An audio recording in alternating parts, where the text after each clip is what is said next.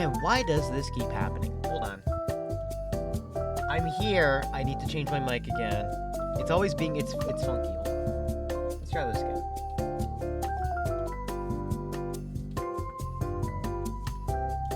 Better. Everything's all better sounding now. Anyway. Hello, everybody. Welcome to another stream. My name, of course, is Hexblade, your head guildmaster and chief barista, and we made it to another Friday. Hello, everybody. Congratulations on making it to another Friday. I hope you guys have been well. I've been kind of... That's all I'm going to say, just kind of... this week. But hey, I'm getting better. It's Friday. Why is there no reason to celebrate? And thank you for celebrating with me. So let me see here. It's Finding Out Friday, of course. Everybody's favorite semi-educational show where we learn things. Anyway, let's see. What are the topics for today? VHS tapes, microwaves, clip art, the Dutch, the slowly encroaching march of time and the end of the universe, and other stuff. Hopefully we'll be able to get more in today, but, you know, we gotta get started somehow. So let's dive in without any other hesitation.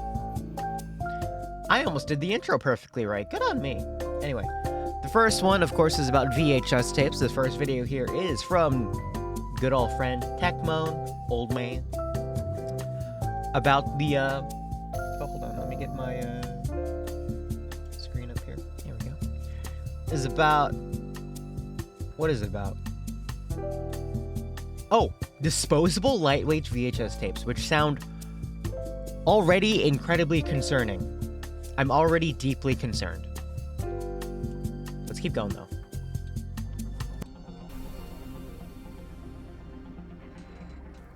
This is a VHS cassette, but it's not just any VHS. This is a V-Lite cassette. What's so special about that? Well, as the name suggests, V-Lite, it's very light. Why would that be Is that what useful? the V stands for? Let's take a look. Wow, that is light. Wow! The cassette was created, as its patent application states, to fulfill the enormous demand for inexpensive and lightweight limited-use video cassette cartridges that are suitable for mailing. According to an advert that I can only access the summary of, it only costs 20 cents to mail a V-Lite tape. Okay, let's weigh up the difference, literally, between a standard VHS cassette and a V-Lite cassette. So we'll start off with the standard one. This is a 4-hour tape, and on these scales that weighs 215 grams. A V-Lite, well, that... So this is basically the Diet Coke of VHS tapes. One of the main uses of the V-Lite cassette seems to be direct marketing campaigns, with the recipient often being encouraged to watch the tape for a chance of winning a prize. This excerpt from Billboard mentions 20,000 V-Lites being mailed out for a campaign to promote a direct-to-video children's animated short. The maximum running time of a V-Lite tape seems quite limited. Looking through the titles listed on Discogs, the longest running one I can find only has 3 music videos on it. So I think we should compare this against something more appropriate. This is just a promo thing. It's got a small amount of tape on here, perhaps the lightest standard VHS tape I've got in the house. So remember, 51, 52 grams for the V-Lite. This, well, still around about 2.5 times as heavy. So yeah, the V-Lite is a very light cassette.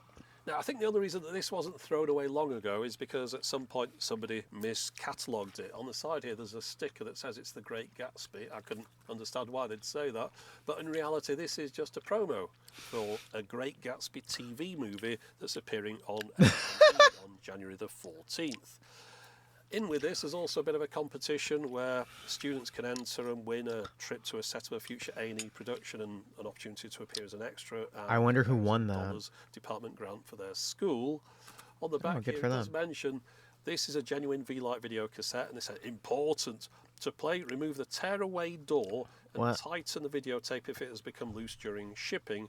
To tighten it, simply rotate the right hub in a clockwise direction and then insert the cassette into the VCR. And what you do with normal VCRs. So let's just get this shrink wrap off. Now, one thing that they did to reduce the weight down, and it's mentioned quite a lot in the patent application, is regarding the door. As you know, in a normal cassette, you've got a protective door. Well, this just has this piece of paper on here. Which... Wait a minute, oh my god, it's made out of foam board. got a protective door. It's made out of It's just a big styrofoam package for the tape reel. Oh man, why didn't they do like the reel-to-reel idea of making like a modular tape? It's amazing it's still intact. It's amazing it's not absolutely disintegrated. But then again, he like showed it off and it was like still in its packaging. So like, yeah. But like, I'm surprised they didn't do like the modular thing where it's like, oh, let's just make a modular cassette format and just have like a reel. And then you know, spool up the reel and then it plays like a reel-to-reel and you just need to rewind it and you're fine. Maybe there's a technical limitation or something? I don't know. I feel like that's smaller to weigh than before. Ray, hello, hi! Oh, well, this just has this piece of paper on here, which I'm supposed to tear off. Let's give it a go. This is just supposed to... Oh, hold on. Rip that way. I don't think that's good. Let's do it like that. That's better. Right. And there's not an awful lot going on here. There's nothing in the way of rollers. That's just a piece of tape, I think. It's not even maybe a bit of plastic. There's no plastic. Really, it's so bad. Very basic. It's amazing that this thing will play. Well, let's see if it does. Right, now I'm using a DVHS player here. It's backwardly compatible with VHS, but the reason I'm using this... I feel like it would, like, destroy itself after one use. That's better. Right. Still don't trust it, but we'll give it a go. This machine's a little bit funny with loading, so I'm just going to shove my hand in after and make sure it drops down, as it should do. It seems to be in there. Okay. Play.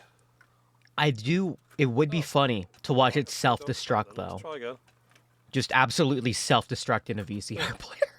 Let's give it one more go. Okay, well, that's not going to work. So I'm going to give up on this idea. I do have a UK VHS machine, PAL, obviously, but it does have quasi-NTSC playback, so we'll give it a go in that instead.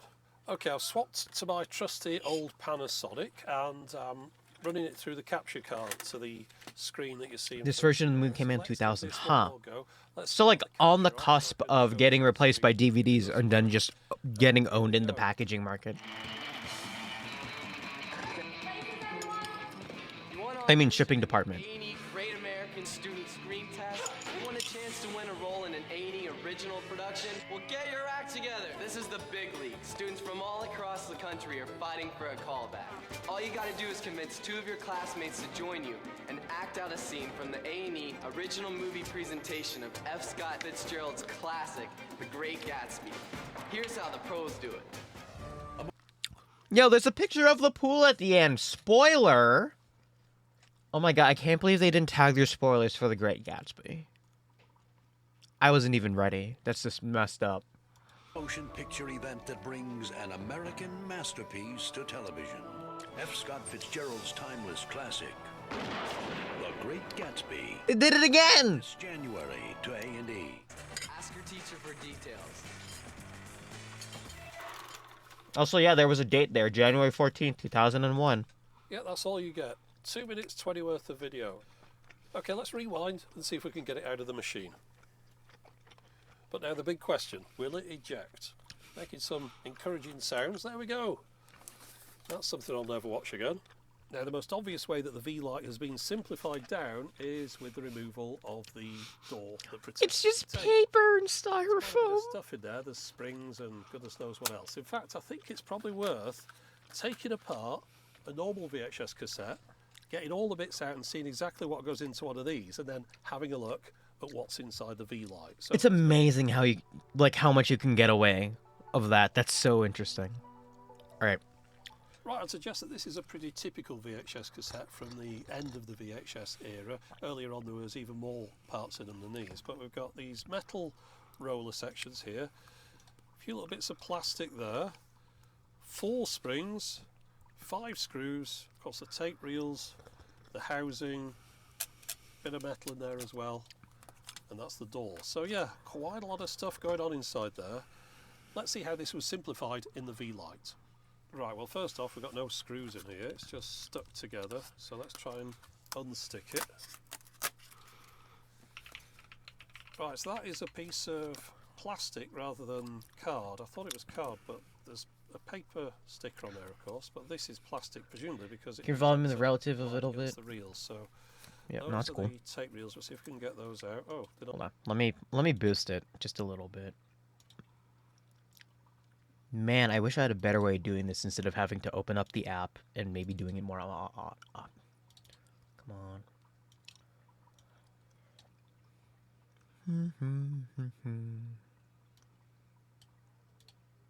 Not even sort of fully formed. Those are springs to hold them in position.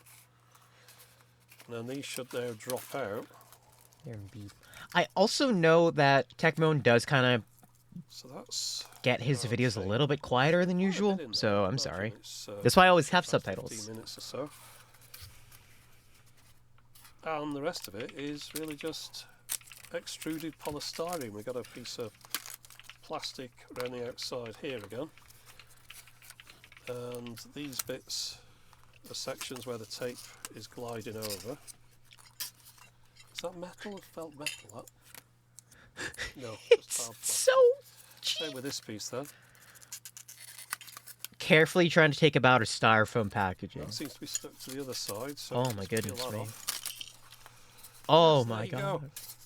Most of it is just polystyrene with Why is it just real polystyrene? layout, but it worked. It very much depends upon which bit of publicity you read from the time the V-Light The lost media. Can he just write? I'm sure he archived it video cassette before he format destroyed or that. A recyclable video cassette format. Those are two very different things. Based upon what it's made up of, plastic and polystyrene, I would suggest that this is not very recyclable. In fact, I had a look online just to see if this extruded polystyrene can be recycled because I wasn't aware it could be. It turns out on an industrial scale, yeah, it's kind of possible, but for you or I, if we had some polystyrene packaging in the house, we've got no one who'll take it off us and process it. No, it just ends up in the normal rubbish, the non-recyclable rubbish, and therefore ultimately probably ends up in landfill. And just think how many of these were produced for just that one promotional campaign for a children's animated 30-minute movie. 20,000 were sent out. Those are probably still around somewhere in landfill sites. And that's just one campaign. I wonder how many other campaigns went out that maybe even sent more things out than that. It's Just imagine like a Borg cube of these guys in like the ocean, just kind of floating. Oh, that's terrible. perhaps fortunate then that the timing of the release of the V-Lite was very unfortunate for the company, but perhaps fortunate for the rest of us, because Are you the finding patent out? was applied for in 1995. Yes, Avery, I am finding It out. seems like the first titles of Also, this hi, format Brandon. turned up round about 1997. Well, 95, 97, there's also another format that came out in between those dates, DVD. Now, the DVD took quite a few years to become the standard video consumption format, but as soon as it There it appeared, is. clearly the V-Lite's days were numbered, and within a few years, if you'd Our wanted savior. to send a video out to a load of people, it's far more likely you'd have mailed them a DVD than you would a VHS. But then again, it's perhaps around this time that it's more likely you'd start putting little video clips up on the internet on one of those newfangled website things. But in fairness, it would take up until perhaps the mid-2000s before video on the internet became really a viable thing for many people to watch. However, if you wanted to promote something, you wanted people to look at a campaign, you could just put a website up, you could put some information on there, a few nice pictures. It's a lot easier than Watching this and then watching the disposable DVD video that he made, or no, not that he made, the one that Technology Connections made, is like the worst shot and chaser I can possibly imagine. I was like, oh, we had V-Lite so we could distribute these out and they could only be used once. Thankfully, DVDs came in. And then for some reason, people thought disposable one-time use DVDs were a good idea too. Man, I'm glad the internet's now here. sending out a load of videotapes to people. So yeah, just create one. Why didn't they just make like a... How much digital space, how much digital video could you put on a floppy disk? I'm guessing not a lot. trying to think of other solutions to this problem, and I'm like, one website and have the people come to you instead. Could you put a 2 Somehow, megabyte though, the video? V-Lite cassette managed to hang on into the early Maybe 2000s. I don't know.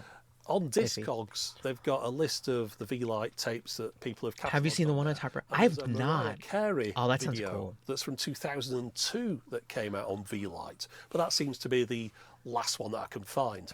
Now, it's possible that quite a few viewers from the US remember V-Lite cassettes being posted through the door. Every computer had CDs I've at never this seen point. them before here in the UK. Yeah, then This was sent why not? in the US. Wow. I don't think they ever made their way over here. I don't think making an argument for V-Lite at this point is viable because literally everything was up against it. Like DVDs, CDs, the internet. It was like the last hurrah, and then everything just dogpiled on them into inefficiency and obscurity. Here. We're not really a country where we get a lot of these mass mailings of things that have some value to them. Yeah, you get loads of junk mail, but it's just paper. It's Yeah, not zip. really Oh yeah, zip physical disk. documents like this. I saw a zip It's disk amusing, drive though, when you once. look at this now, thinking that back in the day, it's only 20 or so years ago, you I could want a zip send disk now. as many households in the US as you wanted a VHS tape, and you could pretty much guarantee that it'd have the equipment to play it on. I think nowadays, if you sent out VHSs, people wouldn't know what you were doing. But also, I mean, if you sent them anything, if you sent them any physical format, you can't That was the guarantee coolest nowadays shit. that It people still have the is. equipment to play it. It's all flipping smartphones and online video and all the rest of it. And it makes me feel very old, this, because just the idea of saying to someone, oh, back in my day, we didn't have all this YouTube business. Oh, no. If we wanted to watch a 3-minute video, we had to write off for it and get it sent in the post, and the post would deliver it about a week later. Yeah, a bit of an exaggeration. But still, just the idea of having a few minutes worth of video posted to you, it's just ludicrous now when you think about it. Fortunately, Ludicrous I don't have to active. take 200,000 copies of the video that you're watching Good now, gag. so that I can send Good them out gag. to all the people that are likely to view this from my subscriber list. I can imagine that would be a bit of a hassle. I'm sure there's some people that would quite like getting a videotape, but yeah, generally it's a lot easier if people just go on YouTube and click on the video that they want to see. It is progress, and in this case, it's progress in the right direction. If we were still in this kind They were not floppy. Yeah, no, they were like of course, wouldn't be able to exist. I Flip wouldn't be able this- to make these flip videos, but also I wouldn't be able fudge. to make this video without the help of Scott from California, because he's the guy who sent this over to me. So thanks to Scott. Yo, wait, is But that merch? is it for the moment. Yeah, hold As up. always, thanks for watching. Yo, hold up. He has merch now? Since when did he have merch?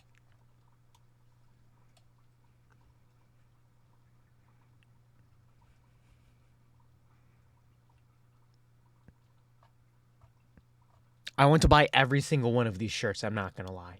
Okay. Well, we can move on. So there was that. The next video we have... Oh, yeah! This is from Celgen Studios. It's about a computer made by Sun Microsystems. You might know Sun as the guys who made Java. Imagine it's 2001 and we know each other. Tecmo did a video about it.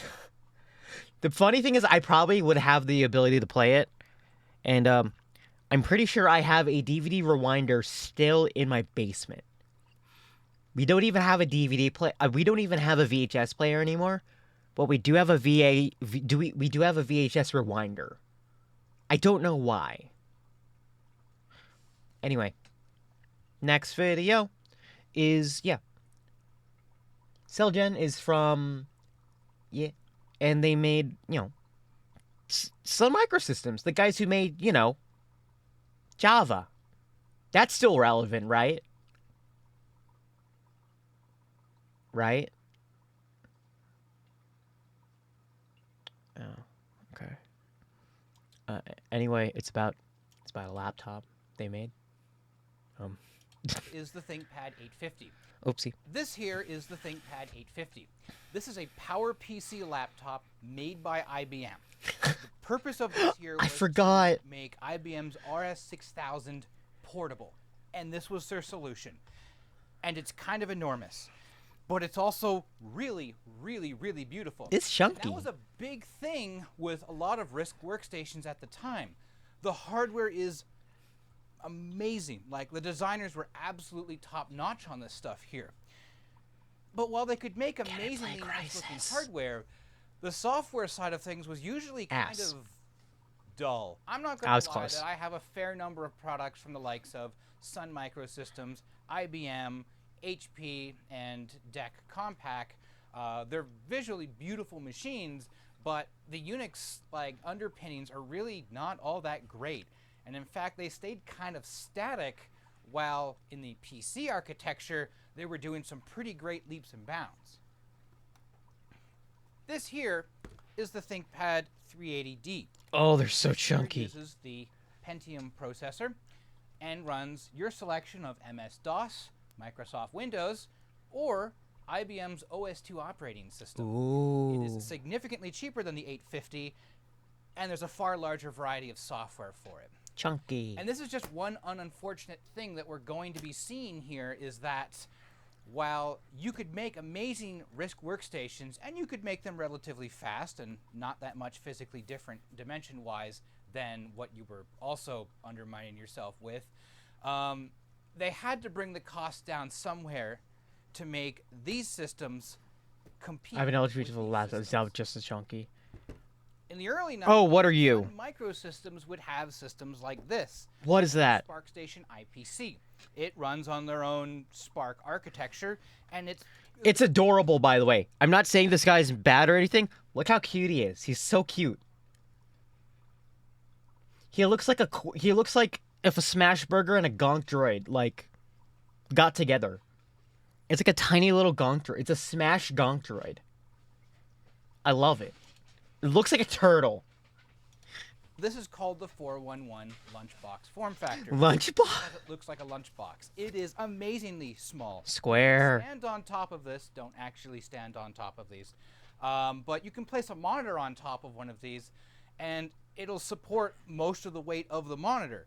Wait, what do you mean Drive most? on the front of it and on the back, you actually have an impressive amount of expandability. Oh, This wow. also was several $1,000s. This was not all that competitive when compared to a PC.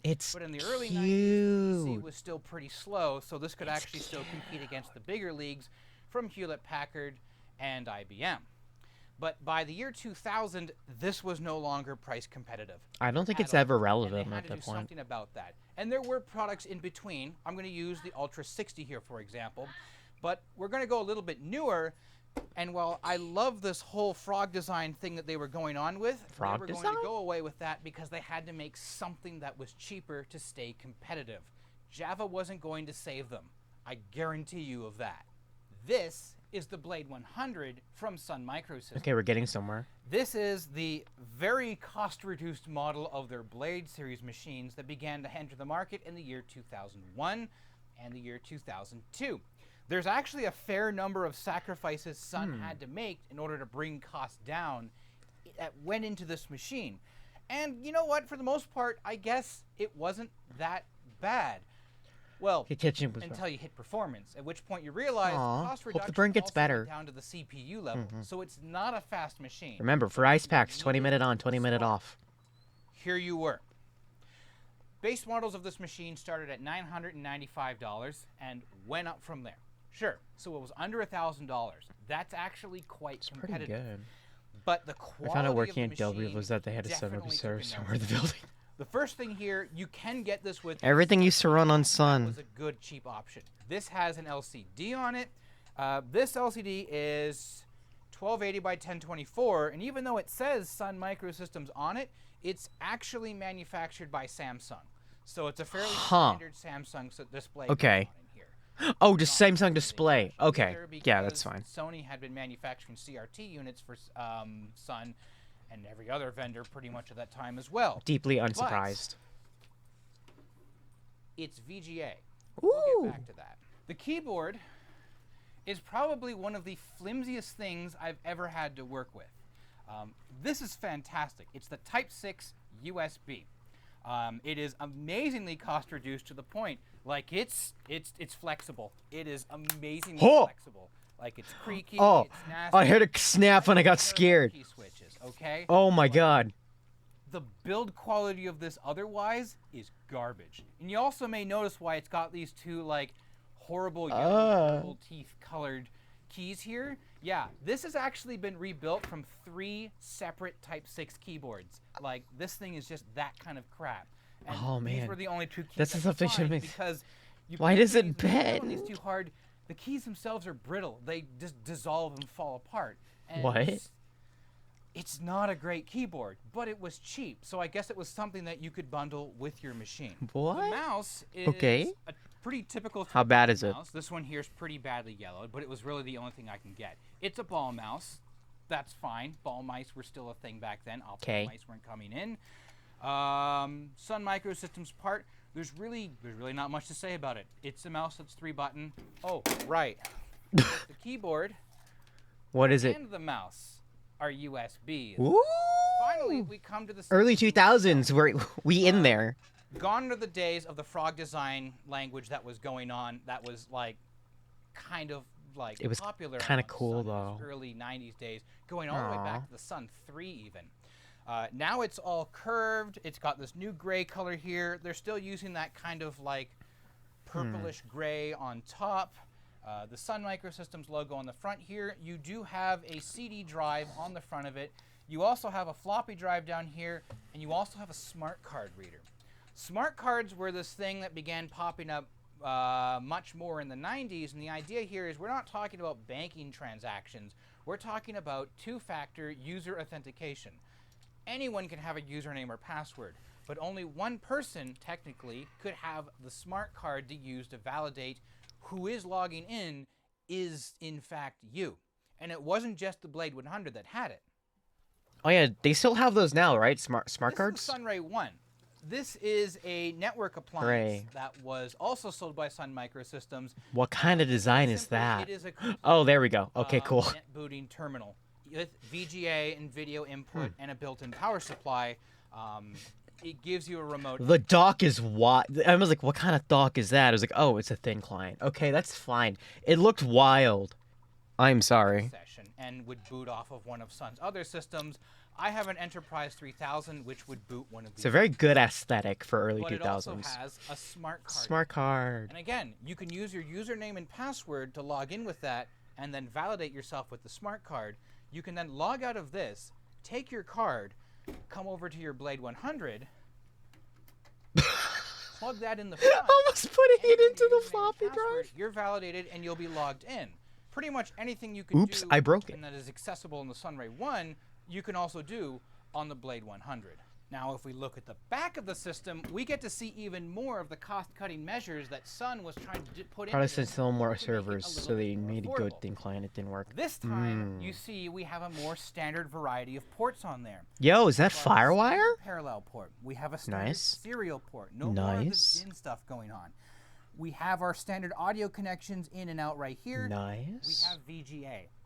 So no more 13W3. Like, we can use standard monitors on this. And because it has USB for your peripherals, a USB KVM, which also supports VGA, now you can use those on there without needing any sort of adapters or proprietary nonsense to make that work.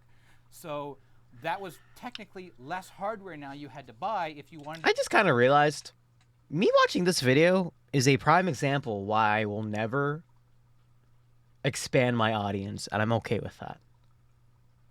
use these in a large environment. You also received built-in 10100 networking on RJ45. And Yay! for some 10100. reason, we have Firewire built into this. Firewire was great when this came out because it would have still been USB 1 and USB 2 was still being finalized. I mean, these guys haven't. I mean, true. Considerably faster than the USB that was in here. But as like a VTuber, But that I can tell there's You no know? software that's bundled with the system that takes advantage of it. Again, owing to the fact, like I said, all these Unix workstations have great looking hardware, terrible software. The other thing that I'm noticing here is that we have an extra set of connectors in here. There's Is that a PCIe sound on card? the side of this thing. That's a That was sound not card. new for Sun. But what is new for Sun is those 2 boards in there. Don't worry, we're going to come back to those in a moment. Now, if I move the Sunray 1 out of the way, nice seeing you again. I'll put you back on your shelf. We open the unit up, and inside, it's even more cost reduction. ooh. What's inside? What is that expansion board? So, the reality is the CD drive. Oh, it's a long boy. The hard drive that's in here as well, which. Look at that. Hold. No. No. Look at this long boy. It's like a Subway. That's a PCI card. Yeah, no, that's a PCI card. 4090 Ti's can eat my ass if this is this big. Like, eat your heart out. Oh my god. Also, there's the regular hard drive, and then there's an optical drive. Like, it's longer than an optical drive. I don't know what power supply that is, but it's not anything. Oh my... Old PCs are weird. It's like they had to do, like, tuck and rumble. Like, just they had to do, like, tucks and, like, folding. Origami folding to get stuff in place, and now we just have them all on, like, one board. It's so interesting. There we go. So... the reality is the CD drive that is in here, and even the hard drive that's in here as well, which yeah. fashion is this neat movable caddy on the side here. Oh, that's neat. This is all IDE, so no more SCSI. SCSI was high performance, but this was, like I mentioned with the CPU before, a low this flatbed PC machine. So yeah, true. Totally at home with this. I mean, nowadays we just get nice form factors and like sandwich builds, so that's cool. 133 SD RAM. Oh, we're getting was still kind of expensive, but considerably cheaper considering that Sun's previous products were using proprietary RAM DIMMs. Oh. This looks like a Socket 7 CPU in here. It is not. This is the Spark 2 CPU hiding underneath there at 500 megahertz. But we do have a Rage XL chipset over here. And then again, we have Rage XL graphics board that's living over here. I need to borrow a screwdriver for a second. So take it off. Take it off. Take it off. Take it off. Come on. And I'll take that out. Let's see what's underneath. This here to retract this retainer. Oh my gosh, that's a lot of PCI card, if you look at it from the top down, the first thing you may notice Why is it so long? We have DIMM slots right here. What? You may also notice there's a CPU socket here as well. Hold up. Reality is, hold up. What? This fancy PCI card is not a remote management card. What? This is an entire PC. What? This is the Sun PCI card. This was Sun's strange attempt to bridge the gap between their RISC Unix workstations and the PC world, which was still rapidly gaining and passing them in every way and manner. This board could be plugged into your Blade 100, and sure, you do have a full Solaris install right here. You can run DOM. Because the workstation, yeah, I know the workstation isn't using Intel. I'm just baffled that it's like, all the physical you need to run an entire PC here. I'm pretty sure this is also, by the way, like either a PCI slot or an ISA slot. ISA, a weird proprietary connector. And you don't even need the VGA port on the back of this here. The drivers and software that Sun provides with this card allows this to display whatever's running within your X Windows session. Don't worry, we're gonna get back to this. Only Silicon Graphics versus remember what I said. This software not being all that absolute bonkers. That card just made this video so good. It's strange because if you look at some of the jumpers here, can I zoom in on this a bit better? How many CMOS batteries are in there? That's like 3. Here. We do have some Sun chipsets hiding around here, but you start looking at some of the jumpers in here, and you see like Hummingbird CPU if all of the jumpers are open. What? But if you all short JP5, it becomes x86 debug board. What? See, why on earth is that x86 debug board? The reality is what's happening here is that this is a strange form factor that wasn't used exclusively by Sun Microsystems. And in fact, to remove the... This is a strange form factor. Yeah, no, I would have never guessed. The motherboard. Oh, what the? Yo! That's all there is. And you just have this enormous edge connector at the bottom. Another board. So Sun was doing something weird here. I don't have a lot of information about this, but obviously that's cool. This here had an x86 evaluation board that could switch into its place. That goes in, the lever locks it. You know what's also interesting about this? Sure, you may notice right here, I've already done the battery modification. Yo. The CR2032 on top of the NVRAM. Oh, okay, cool. There's a second CR2032 right on the motherboard itself. Why is it there? Why? Why? There's already there. The clock's running in here, isn't it? What's that one doing? So you have your 3 PCI slots, which are hiding over here, and you have a little bit more expansion. But other than that, there's nothing else to it. It's basically a PC that's been converted to Spark, that I can tell. Huh. Well, that pretty much does it for the hardware, because we were getting to that point where the hardware was so standardized and so commoditized. I really love how bonkers this guy is, though. Not gonna lie. That means I really have no choice now. I have to show you the software. How bad is it? Before we go any further on this, we have to stop. You're about to watch some screen recordings which aren't necessarily all that great. Oh boy. So before you go and complain down in the comments that it doesn't look all that great, that's a budget restriction. This here is an OptiBase VGA capture pod. VGA on one side, USB on the other. This is actually a first generation Epiphin VGA to USB adapter. I mean, they're revolutionary and it's a nice little tiny pod here instead of like complicated capture cards and stuff like that, but it's still pretty primitive. So you get low frame rates and it's interlaced video. I'm sorry, I can't afford a more modern VGA to USB pod which can do all of that on the fly with no problems and a nice high frame rate. Anyways, back onto the video. Okay, so I've now... I mean, he could have done the thing where he literally just takes a video camera and records the screen like it's 2007. The easiest thing to do next is I'm just going to turn it on with a single power switch on the front.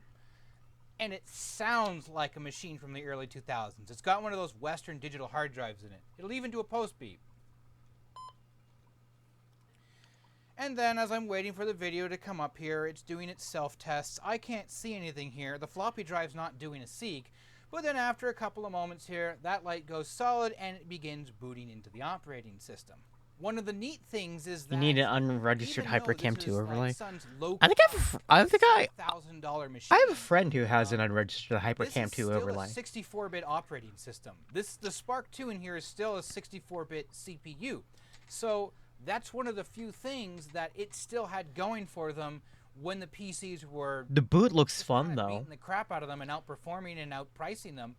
64-bit, if you wanted that, it was available. 64-bit on the PC didn't come around really until, like, the mid-2000s, and that's with, like, the Core 2. Wow, this boot interface is so interesting. Which was beginning to be phased out. The Pentium 4 was coming in, and you had, like, other CPUs from Intel and AMD, none of which were 64-bit yet. I'm reading the log. Don't look at me. I'm reading the event log in here. 64-bit machine. You're going to be noticing here as well, probably, that there's a bunch of errors that are being displayed here. This boy supports IPv6. Functioning properly. That's kind of cool. I didn't set up DHCP properly. Hint. Don't use DHCP on any Unix machine. It's a complete nightmare. Just use a static IP address. But eventually, it'll still boot up all the way, and here we are. The classic CDE login splash screen that's been OEM'd for Sun Microsystems for Solaris 9. The 850 runs CDE as well. CDE, or the Common Desktop Environment, was very common between all of the RISC Unix workstations, like to the point where even some of the early Linux X window copies were basically just like minor improvements over CDE itself. It has its charm. It doesn't use a lot of colors to display its windows, but it's still really jank, and I find that by default with a lot of these installs, there's not a lot of software that's installed. Is it endearing jank, though? Fancy and bonusy. Silicon Graphics is the exception. I wonder if it's endearing. Silicon Graphics had been very good at supplying not only demos, but like there was just all the software available that even today I can recognize what it is beyond just Illustrator and Photoshop in Softimage. You could get AutoCAD for this. You could get AutoCAD for any number of other machines. And, well, sure, open source software is a solution for this problem. But then again, you do open source software, anything that you compile and run on this will probably compile and run on any other system as well. Okay, so I'll log in here. And we come up, CDE version 1.5.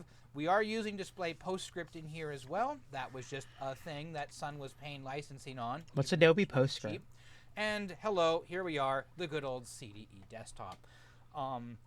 What am I to explain here? Like, if I show you, again, the 850, it's that sure is a if I show you CDE desktop. It's going to look the same. It was a scripting really, language for printing. Huh. Different here is that there's software. Wait, so it's LaTeX? It's LaTeX. What you're telling me it's like basically LaTeX, minus the math stuff. Huh. Using Java. No, not late. It's spelled LATEX. Hold on. This is gonna be.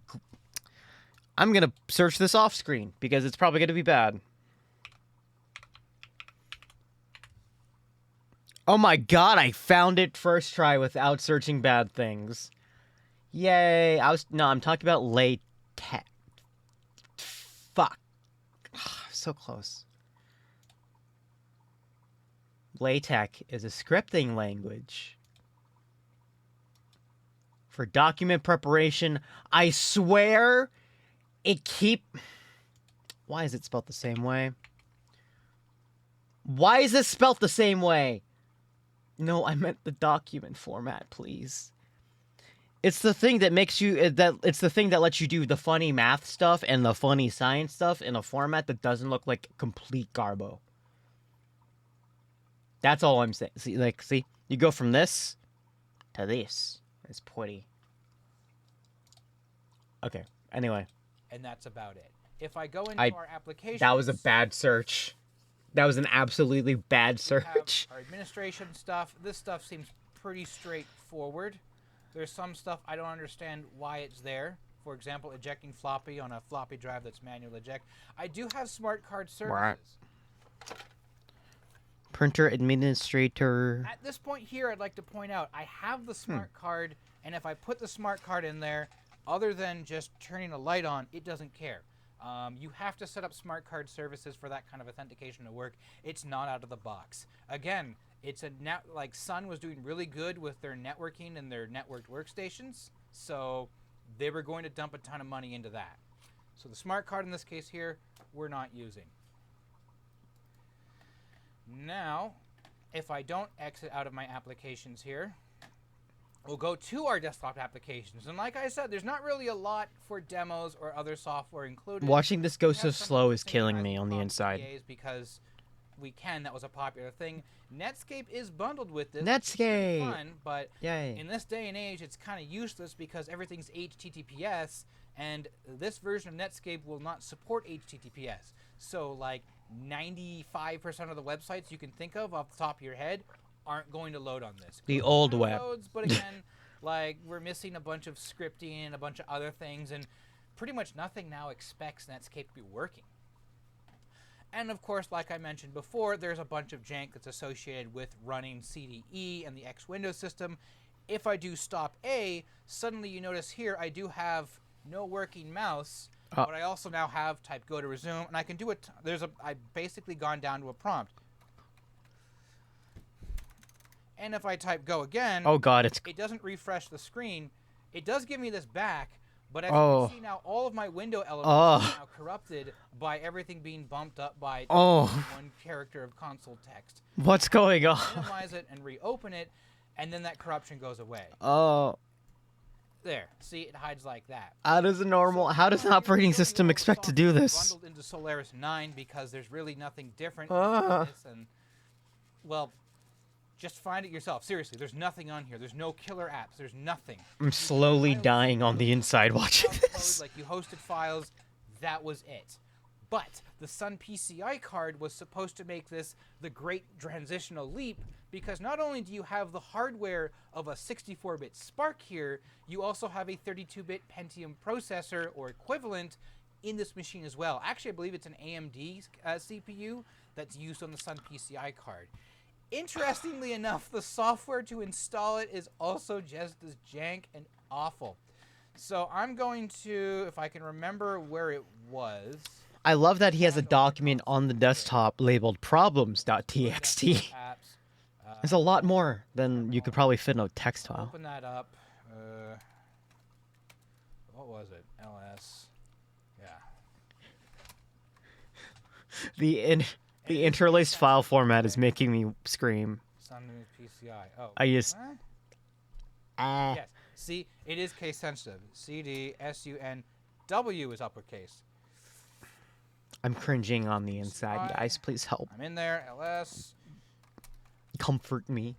So this is everything. Like the drivers are already loaded. Like everything's been unpacked and set up. I've already created a virtual hard disk on here, so it'll set up and boot. All I have to do. I just realized if this is the performance of what it is using, like the operating system and it's made to, what does it look like going through the Pentium? I'll hit that. CPU, there we go. It's going to open this window here, and now the first thing you'll notice is that okay, there we go.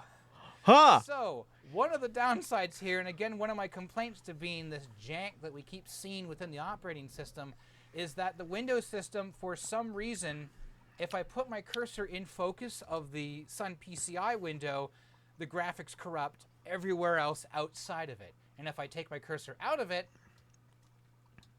it inverts. So now that area is corrupted, but the rest of the desktop is totally fine. What? And it's kind of annoying. But as you can see, it's booting up like a regular PC. It's booting into MS-DOS, but it's not booting into MS-DOS because for some reason they didn't license it. It's running Caldera OpenDOS version 7, which is a DRI thing. So, and everything about here, like all that's fine. And it runs like a PC. Now, of course, to use it like a PC... This is very much the opposite of getting forced onto light mode. It's getting forced into the shadow dimension. We have a CD drive and a floppy drive, so we can load stuff into there. We can run Windows, we can run DOS. It's fantastic. Kind of. I'm going to take this floppy disk here, and I'm going to put it into the machine. Okay. So, yeah. Does it pass through? I know this floppy drive works, because this floppy drive here, I was able to format using the Solaris floppy format utility. And yet, if I try and specify that floppy drive within the Sun PCI, it doesn't work. Well, we can go up to the options. This is really annoying, by the way. I can go up to options. This is making my eyes bleed. And I have nothing regarding the floppy drive. What? At all. But I do have the ability to attach a CD-ROM drive, which is interesting. So, volume, dev, aliases, CD-ROM 0. Okay. I know this CD-ROM drive works because that's how I installed Solaris 9 on this and have to reinstall Solaris 9 again because I broke the networking on it. But if I make that work, it's just like, oh, no such file directory. It doesn't like the CD-ROM drive. It could just be that it doesn't see a CD in there. My eyes. I'm not sure what's going on there. But it's a little frustrating, so no. Every time it flashes, it makes me want to scream. So neither the floppy drive works, nor the CD drive works. What are our options for configuring? This is still really annoying, I want to point out. So I can reset the PC. We know. That's that. I can attach a hard drive, which is a virtual hard drive, create a new hard drive, which is a virtual hard drive volume, which I might add has permissions on it. So me, as I installed this as root, this is running as root. If someone else tries to run this, they have to run it as root because I screwed up. I can eject the CD-ROM drive. I can attach CD-ROM. I can attach a mouse because I guess I can. But that's it. I don't have any... This is just the... No. Stop clicking back into it. It makes my eyes hurt. All I have is a utility here to create the disk. Other than that, I'm kind of screwed. The pain. I know these products existed. The pain. Macintosh. Orange Micro made some. The Orange PCI cards are great. There was also new bus versions, but we're not talking about that. And even Apple themselves had these PC compatibility cards, and I love them. They are absolutely fantastic. They have a control panel. You can specify virtual volumes. You can create and destroy virtual volumes. You can specify your mount points for your CD and your floppy. You can allocate how much RAM the system is going to use. You can share other resources. You can even do shared volumes, which is actually a physical volume on your Mac install that shows up as a drive within your compatibility card. This has none of it. I deployed the package, and this is what it is. And I hate it a lot. I've been holding on to the Sun PCI card since 2010. I am completely underwhelmed by just how bad this is. And this was supposed to be like the big bridge from Sun to go from Spark, Ultra Spark, to the PC. I'm gonna skip ahead because I think we've gotten the summary of it just being like weird amounts of just jank and pain in the butt. And I need to learn more of this, which is why I'm just going to subscribe, because my eyes hurt and I don't want to think about it. Okay, speaking of old things, I'm not talking about Linus Sebastian.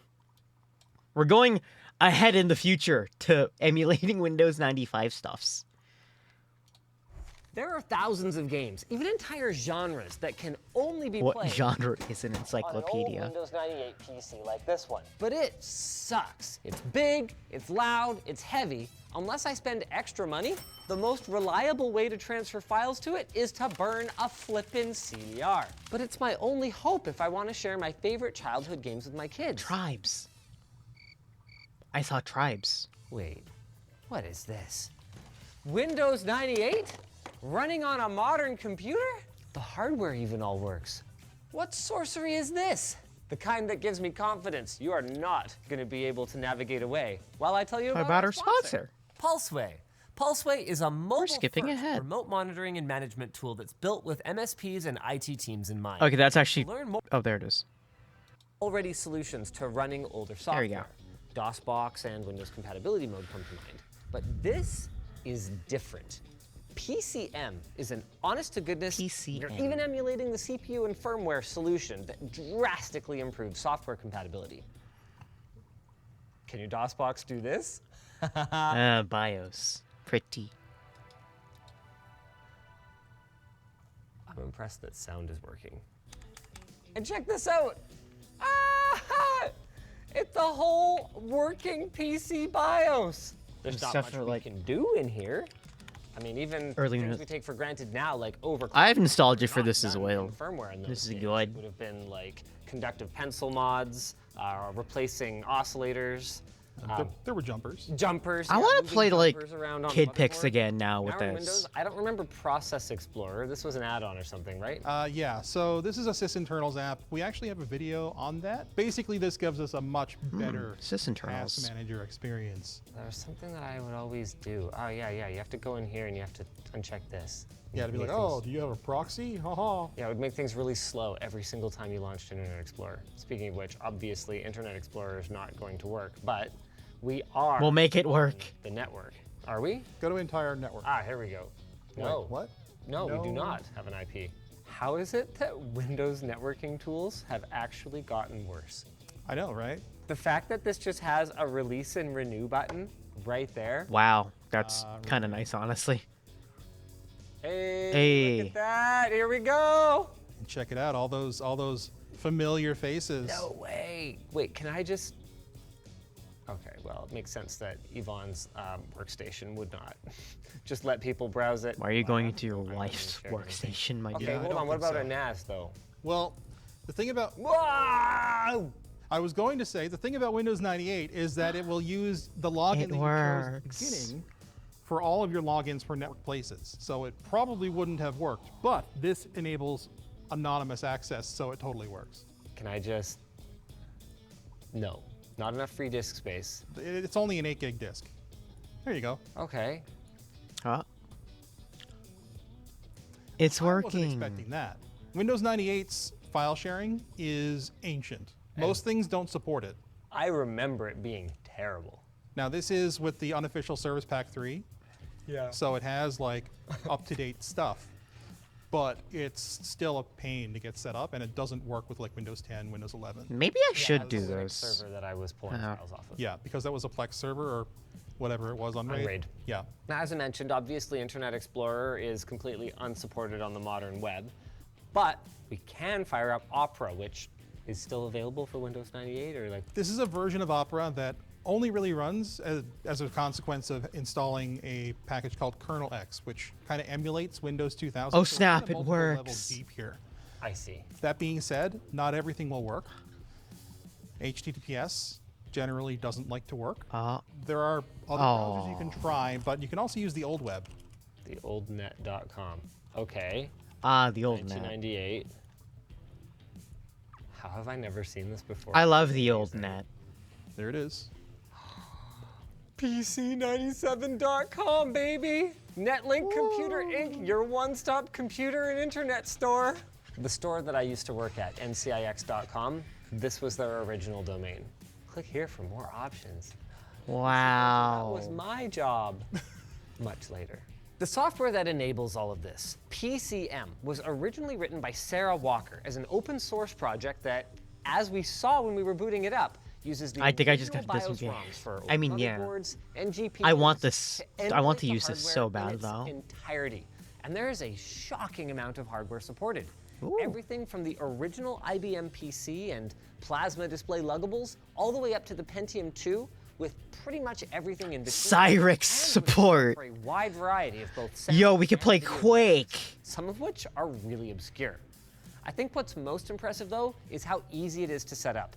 The user interface is so intuitive that with no guidance whatsoever, I managed to stumble my way through it in about 15 minutes. After which, I had my kids playing the Magic School Bus Explores the Solar System like it was 1990. Yo, I need to find like my old Helped a Lego little Eraser bit, stuff. used I need to play Windows this. 98 back in the day, I need this. And I wrote down explicit instructions for how to use it on my underwear, which, by the way, is now available on lttstore.com with new patterns. Now, because it emulates the original hardware and not just the environment like DOSBox does, you can run basically any software from the time period, including Windows and even alternative operating systems like OS2 and BOS, which has been nigh impossible to do up until now unless you used very old virtual machine software that provided virtual devices that were compatible with these old OSs. And even then, you're not running that old software on a brand new machine, which clearly isn't a problem here. On a 12900K, Anthony has set up a period-accurate Windows 98 SE virtual machine, complete with Pentium 2 CPU, Voodoo graphics. MediaFX Voodoo 3 GPU, and a sound card that can do EAX for the full Win98 experience. That's a really big deal, because a lot of games in the Windows 98 era not only used 3D video acceleration, but also used audio acceleration to enhance the overall immersiveness. Something that Windows Vista dropped support for entirely. I remember needing an audio It's time to play some games. card. Anthony, you didn't tell me we were gonna go off script because I have to play Road Rash. I had to install all these games to test them and make sure that they all worked, you know? And as a little surprise, I guess I left them installed. I'm so excited. I love Road Rash. Oh, I'm so excited. Let's go. Oh, you slowed the ISO. What Okay. you guys are looking at right now is how you put a disk into the drive. It just uses a virtual CD-ROM, so as long as you have those ISOs on your host computer, you can pop them in We're playing. and race. I'm gonna teach Abby how to do this, and we're gonna go through BibleLand.com Even just or whatever it was I told her about earlier. good. The arcade version, no character selection, no bike shop, no unnecessary gossip, just pick a race and go. Man, remember when you could actually just play a racing game? Yep. Okay. I remember us trying to do this, and it did not work This is it. Are you sure? because it was just way weird. I'm pretty sure Oh you wait, yeah, can't get a because first this is me. person. But if this is better, then I think we could do the this. Oh, no, That it's has either some? side. It's either side. Just Shoot, that shoot, that shoot, was shoot. the old gamer stance. It wasn't WASD, it was the arrow keys. You had everything clustered around the arrow keys. Oh, I'm gonna kick this cop.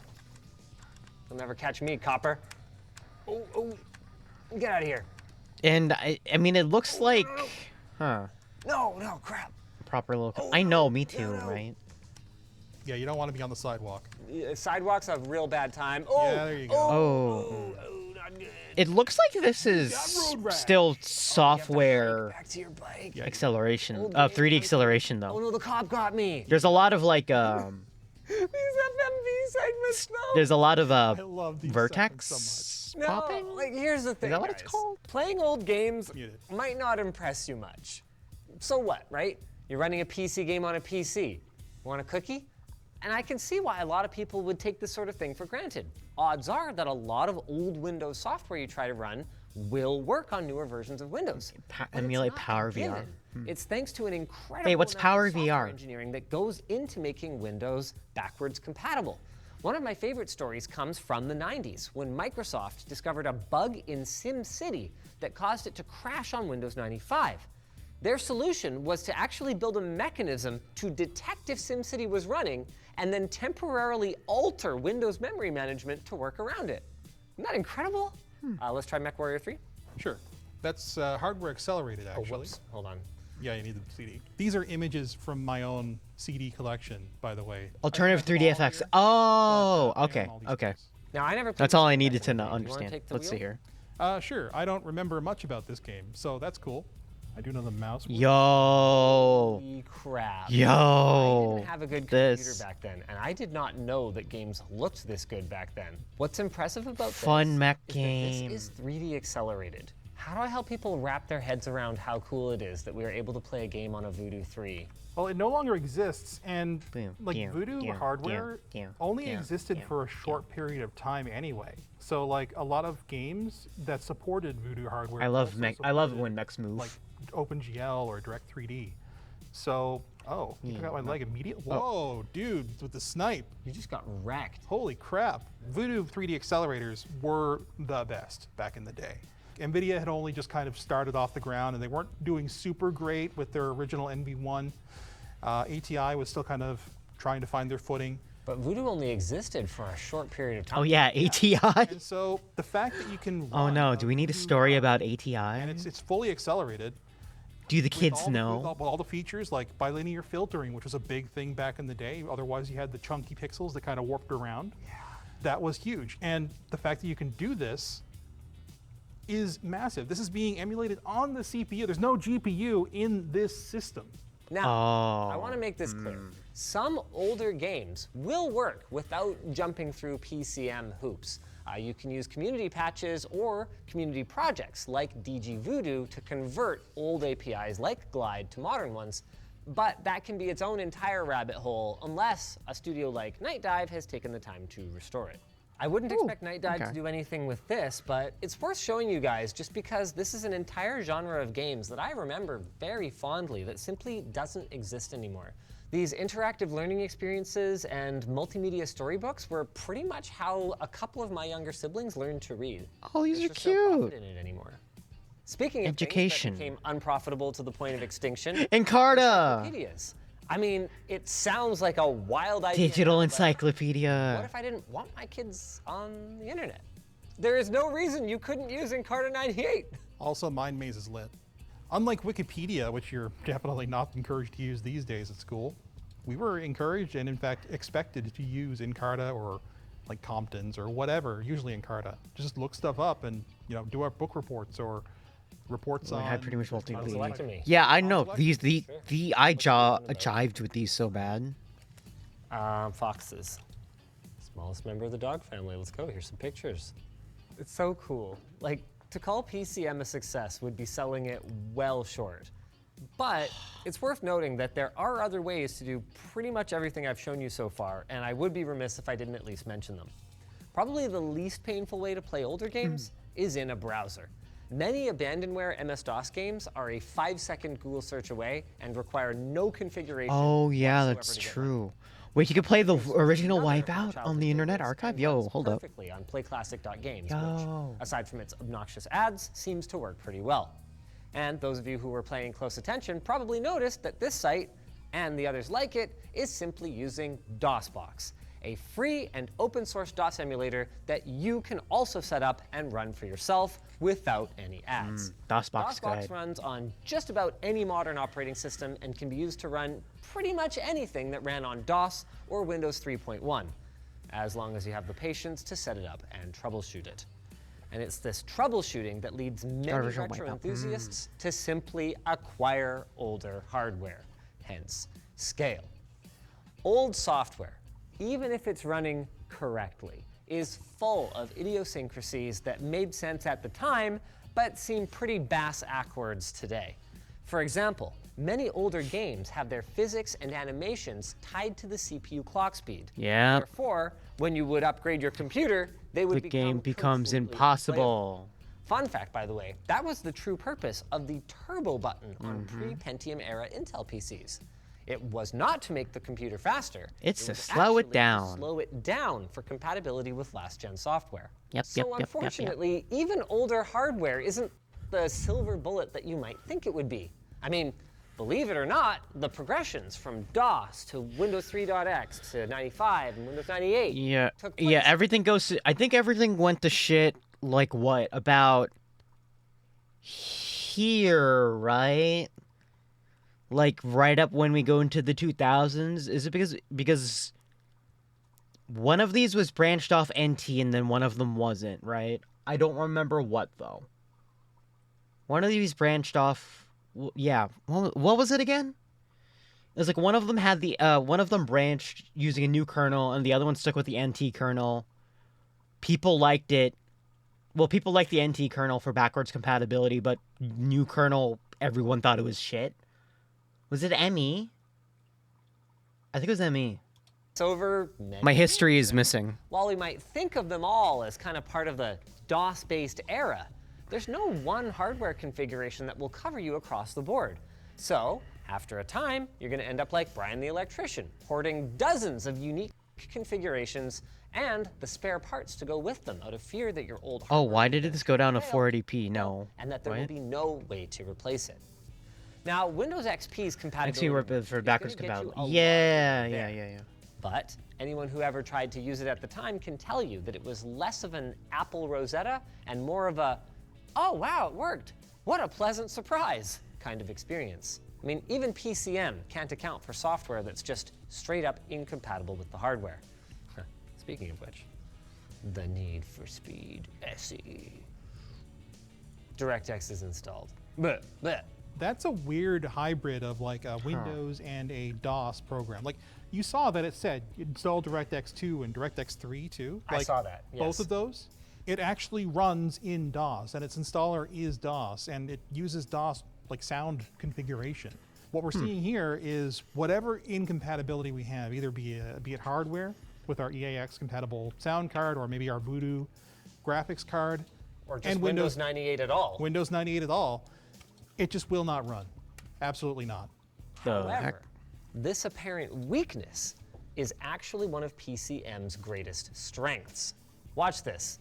Through the magic of simply creating a separate VM that emulates completely different hardware, we can either select our EAX-compatible sound card for immersive audio, or we can do this and handle games that came out during the transition from DOS to Windows 95. Let me tell you, as someone who lived through it, that was a painfully long period, and compatibility was a huge problem. Did you know that they still made DOS games as late as 1998 because of the limitations of the early versions of DirectX? Whoa. Let's try it again, this time in Windows 95. Hey, there we go. Oh shoot, I have to hit A. shift and stuff? Yeah. Ooh, there we You go. should have an automatic shift, but you need to shift out of neutral. Oh, hi there. Oops, sorry. Hi, Mr. Speed Limit Sign. Oh, this looks This was a fun. very immersive game back in the day. This is unfortunately the special edition or SE. A lot of games It doesn't have any of the Dick fun Center Days cutscenes or Uh-huh. colorful characters. Yeah. You just have the racing experience. Oh god, StarCraft 2 While was this game from DX9? that period works fine. Wait, no, that- Yeah, from 1996. Wait, I should have will known not that. run I knew in that. Any version of Windows, it has to be DOS, and good luck getting everything working. Anthony juggled having sound, a mouse, and networking support Look at back the in the passion day to the Intel due card. to the need for a massive amount of conventional memory, of which only 640 kilobytes of it is available in DOS. With that in mind, the farther back we go, and we can go all the way back to the original IBM PC, the more DOS box kind of just makes sense for people who only want to play games. That is, unless you really want to relive the experience of manual memory management like Anthony and so many others. PCM will give you that experience, and it will be faithful, which I guess leads us pretty well into some of PCM's other weaknesses. I want to try this now, starters, real bad. while serial ports and parallel ports are emulated, you cannot pass physical devices to them. Anthony learned this the hard way when he tried to transfer saves from his Dreamcast Massive Memory Card Plus. So what that means is that if, say, an app had a dongle for copy protection, it's to the high seas for you. Oh, that's and dumb. If you had designs on That replacing sucks. old point-of-sale hardware while keeping the software, What? tough luck, No. at least for now. No, please don't. 86box, a fork of PCM that's looking to improve accuracy, actually has this on their roadmap. But as of right now, you would need to use something like DOS-Boss X for pass-through and then hope that the software is compatible. It's also a lot more difficult to access files on your host PC with PCM and with its derivatives. Yeah, the Dreamcast was running what? Any folder you want CE? as a drive letter. PCM is, for better or for worse, much more like the original hardware, requiring either a network connection or a disk. And unfortunately, while the network interface is emulated just could run fine, CE, didn't. and we were actually, you saw, able to transfer files, it couldn't see our host machine on the network. Maybe because they have the same MAC address? Like, we're not 100% sure what was going on, and the reality of it is that networking in Windows 98 wasn't great. So what some people end up doing is setting up an FTP server on a separate VM or something. But what we did was to use folder to ISO or any to ISO to quickly turn folders into disk images that then can be mounted inside the VM's virtual CD-ROM drive. I did not know this was software. But That's cool. at least it's something. Finally, there's the configuration. I did say that PCM was easy to use, but the problem is that there isn't as much granularity as you'd get in DOSBox. Things like setting the IRQs and DMAs for your sound devices might cause problems for you. And unless you're a fan of black borders or uneven pixels or Vaseline blur, you're probably going to need to use the OpenGL 3.0 renderer with the sharp linear 2x prescale shader from RetroArch if you want to get proper scaling. It also doesn't come with the ROM files that you need to emulate the old hardware because they're probably still legally protected. Yar har. The good news is that an archive exists on GitHub because at this point nobody actually cares, but you never know when some company will reach the verge of bankruptcy and decide that it wants to enforce its copyright from 1997 on its BIOS firmware. That would be a dick move. Maybe instead they should try getting money from someone like our sponsor. Micro Center. Thanks to Micro Center for sponsoring. Why can't I make dumb jokes like this where I transition to a sponsor? Is it because they don't have sponsors? I want sponsors. Anyway. Okay, funny, silly video time. Very small keyboard. Very small. Size matters, no matter what people say, and hand size is no exception. Unfortunately, I have small hands, and it comes with inconveniences. Come on. Ah, damn it. I can't swipe across my phone. Let me swipe. Daily chores can get real difficult. Ah, frick.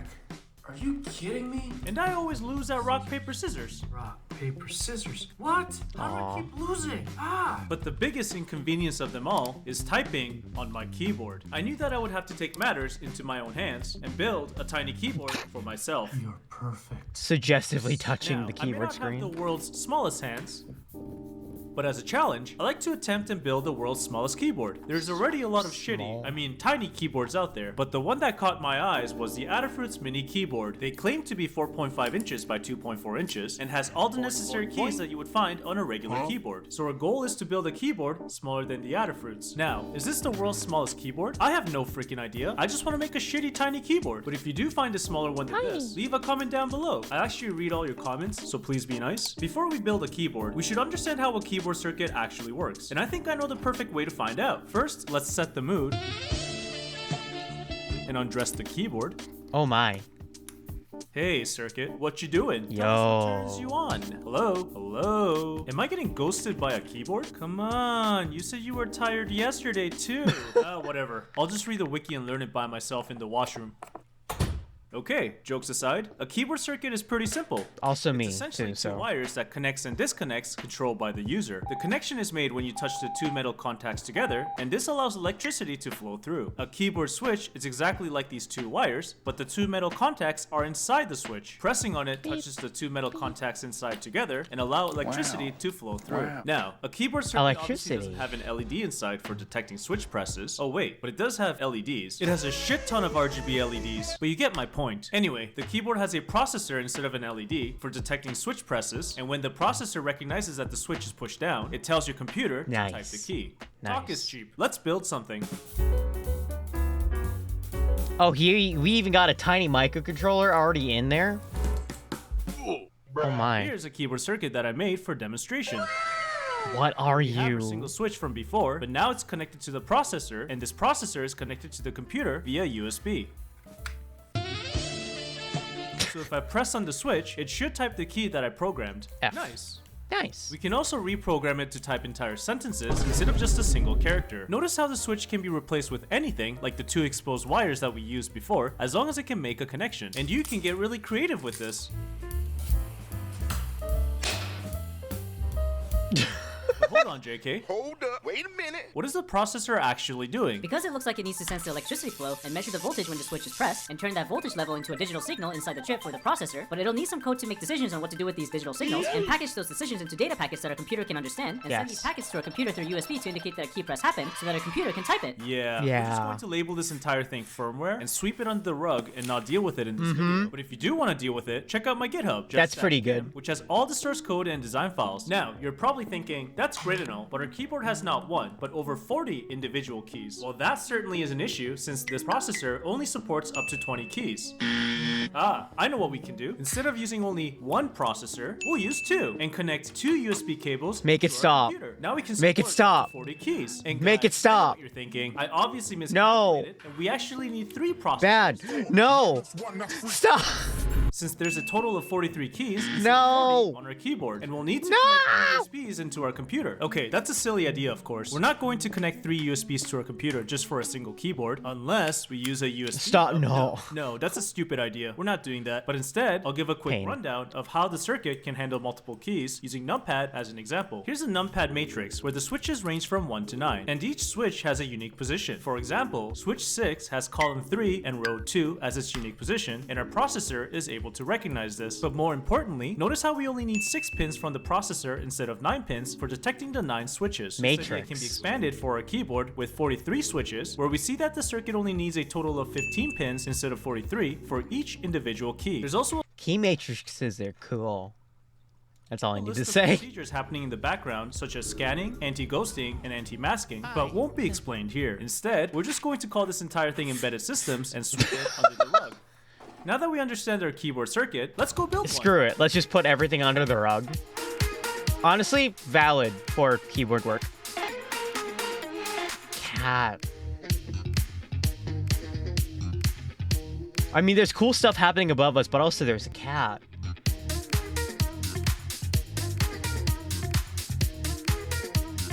I mean, also props to this guy for making, like making a PCB, getting it shipped over, and then hot airing these components onto it. Like, that's a lot of work. Oh my god, all those diodes are surface mount. What are you doing to yourself? Nice. We have a fully assembled keyboard circuit. Look how tiny it is. Let's type some keys. It's small. Huh? Why is it typing multiple characters and they're out of place? Oh, there's a bug on my firmware. These 2 values are supposed to be swapped. Reprogramming again with the fixes? Perfect. Works as expected. But it kind of feels naked typing. It's a 10 keyless. Let's fix that. Yeah. Nani? Yeah. Give it a So I didn't realize case. These tactile switches Give don't it a have fixed case. orientation. Helicopter. Check it out. I'm typing M, but if you turn it around, it looks like you're typing W. What? But if you press it... Huh? Wait, that's not supposed to happen. By the way, I ended up making a second keyboard and fixed the messed up orientation. I put additional material on one of the sides and it prevents it from turning. Now, let's measure our keyboard size for comparison. 102.5 by 32.5 by 14.7 millimeter cubed. Not bad. It's less than footprint area compared to the Adafruit's keyboard, as well as smaller in volume, but much bigger than my pencil. See? Bigger than my pencil. The height of our keyboard, and in turn, the volume, could have been much smaller, but I decided to increase the height for better ergonomic. Guess where I got the inspiration from? Ergonomics. Could call it a day and end it here, but I want to make this Ergonomic proper. keyboard. So, the last thing we need to do is give our tiny keyboard a proper tiny case. Let's assemble the new case and put some rubber feet under Tiny case. With that, the keyboard is Tiny rubber feet. Alright, let's see how fast I can type using our new keyboard. Let's go. Tiny. I want one as a joke really bad. Per minute? Oh man, I can already hear my manager screaming at me. I'm going to be behind so many Jira issues. And of course, we need to ask the age-old question. Can it run Doom? No, of course not. It's a keyboard, not a PC. But we can play Doom using it. Since Doom doesn't use WASD keys for movement, we need to make a minor adjustment, where the WASD keys will be reprogrammed to be arrow keys instead. Okay, here we go. Not a good idea. This is basically a large BlackBerry. True. But it technically has mechanical clicky switches, which makes it better than a BlackBerry keyboard. Due to the nature that it's literally push-button switches. This brings back so many memories of how I never played Doom. I was more of a Final Fantasy VII guy. Other things you can do with this tiny keyboard include having a conversation with ChatGPT. They fired me and replaced me with you. I'm sorry to hear that you were fired. However, as an AI language model, I'm not capable of taking anyone's job. Playing your daily Wordle. And even writing the entire script for this video. Although, I would not recommend it typing at 21 words per minute. Another great thing about this keyboard is that it's super portable and fits perfectly into your pants. Now, you can show it off to your coworkers on how tiny your keyboard is. Look, Nibbles, it's a tiny keyboard. It's perfect for you. I work from home, so Nibbles is technically my coworker. She's the meow lead of my engineering team. And look, the keyboard finally fits my hand. Okay, if you enjoyed this video, please leave a like and subscribe. I'd really appreciate it. Thanks for watching, and see you next time. He had it on a GitHub. Hold on. I need this. For a chocolate bar, tiny keys. Does he have... Hold on. 3D. It's a 40%. Hold on. Are these... I don't know what these... Okay, there's Chitu Box, so that's 3D files. And then... Oh, you know what? These are 3D. These aren't the PCBs. Hold on. Tiny keys. Oh, he didn't include the PCB. It's oh wait, no, circuit. I'm silly. Hey, wait a minute. Gerber. Yo, he included the Gerber file. Let's go. We can make these. I'm not gonna do that, but that's kind of cool. I would never. Anyway, this next video is provided to us from Goliath. Thank you, Goliath. And this video is about the Dutch. Specifically, why the Dutch wait less at traffic lights. I wonder, is it because they're not a hellscape? Let's find out. I'm guessing it's because it's not a hellscape. When I'm traveling somewhere, I hate traffic lights, and I go out of my way. Why are the subtitles in Korean? But for some reason, I still find them interesting. I even own a real traffic light at home. Did you steal it? When studying engineering in Canada, I had an exam question to design a state machine for a traffic light controller. It had to go green, then yellow, then red, and then repeat in the other direction. Easy enough. I would not want to take that exam question in the Netherlands because traffic lights are way more complicated here. There are several times where I've sat around watching traffic lights in the Netherlands with absolute fascination. Does anyone else do that, or is it just us engineers? What is the state machine of these lights? Traffic lights in the Netherlands have so many interesting combinations, and they change depending on what traffic is detected and from where. Most cities in the world have detection circuits at low traffic intersections to detect if there's a stopped car at a red light. But traffic-dependent detectors, which detect approaching traffic and change the signals based on real-time traffic levels, are used at the majority of intersections in Amsterdam. Ooh. And these kind of signals are much more common in the Netherlands in general than in other countries. The North American traffic engineering profession was created to manage cars, and it shows. The movement of cars is the absolute highest priority over everything else. In the Netherlands, there are two priorities at traffic lights. First is to minimize conflict, to reduce the number of times any road user will cross the path of any other, for safety. Wow. The second is to optimize the movement of as many people as possible, not just as many cars as possible. And that makes the road function much more efficiently. Wow, Here's who an would have example thought? from a new intersection I cross every day. We're in hell. As you can see, there's a countdown timer for the bicycle light, which is nice. But there are loops in the ground to detect bicycles not just at the light, but also several meters before the light, and the same is done for car traffic. If the controller detects that a cyclist is approaching and the intersection could be clear, then it will make the light red for cars and speed up the countdown timer to let cyclists get through without stopping. Hey, that's really It's cool. always so satisfying. That's to watch actually... the timer count down in only a few seconds, just because it detected my button. That's super cool. Oh, that's so In nice. America, when it's green for everyone in that direction. But in the Netherlands, many signals work independently. So when there's a chance for one direction to go without interfering with another, then they're given that opportunity. Wow. In this example, the bicycle light is green in both directions, here and here, because there are no cars detected going straight through, allowing this girl on the bike to turn left without stopping. Yet this time, the far signal is not green, so these cyclists need to stop to allow these cars to go through.